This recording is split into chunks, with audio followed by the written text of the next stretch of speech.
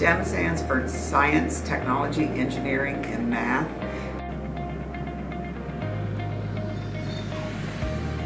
We were using microscopes because microscopes are a very important piece of equipment for a biologist, because a lot of the things that we study are microscopic and they're too small for you to see.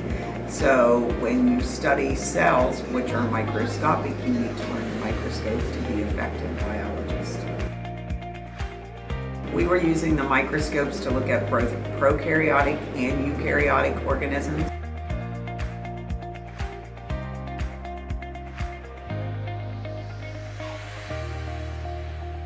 So we could effectively compare and contrast them. I want to be a biologist when I'm older, and looking into microscopes helps me see what my future will look like.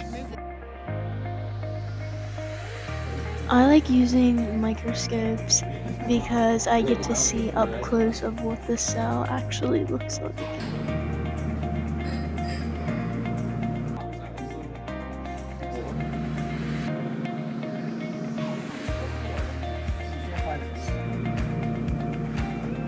And this incorporates both science and technology.